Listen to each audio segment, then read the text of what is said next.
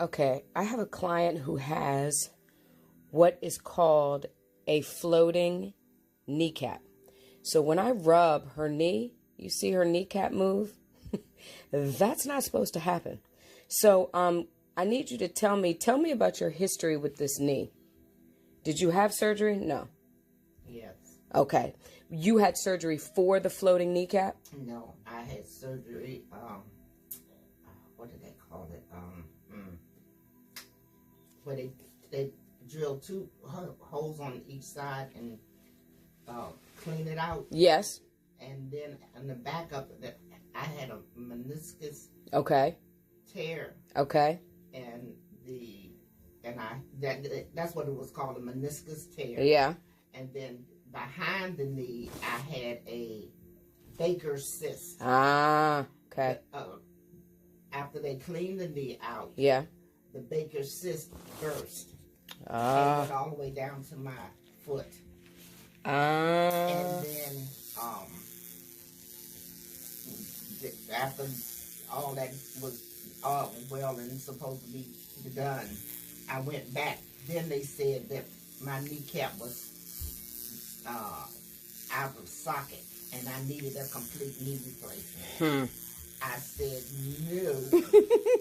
And I went to another doctor, and the other doctor I went to, which is the one I go to now for my knee. Yes. He said that they call it a floating kneecap because it moves.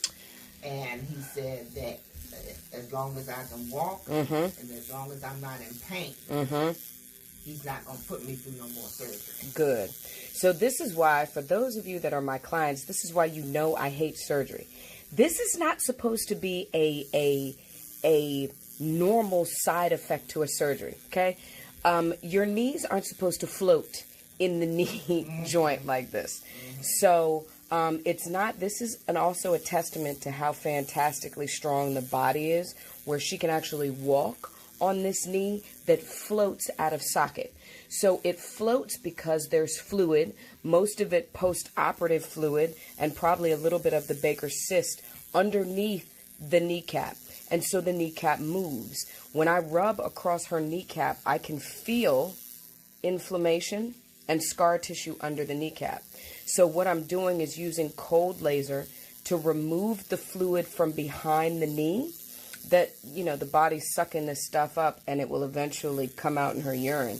But once you start to remove fluid from the knee, the kneecap will reset and won't float. So I've only done this for a little second, but you all will be able to see, if I go back to her knee, see, her kneecap doesn't push as far as it did a minute ago. And I'll continue to take some of the fluid out so that her knee will reset. And it's not painful. It's not painful, is it? Okay, good. And so what we'll do is take the fluid out, let the knee reset, and the knee will stop floating. But just so y'all know, floating knee is not, that's not a normal thing. Okay, after about an hour, you'll see much less push of the kneecap. Kneecap looks more centralized. I'll see how she feels when she gets up and walks. But instead of, there's slight push at the top still, as the body is getting rid of its fluid in between the knee, but definitely not the same float that it was when I first started. So I'll probably see her maybe another time, maybe two. And the body will do most of this healing, but definitely not the push that she had when we started. That's the way the body is supposed to heal itself.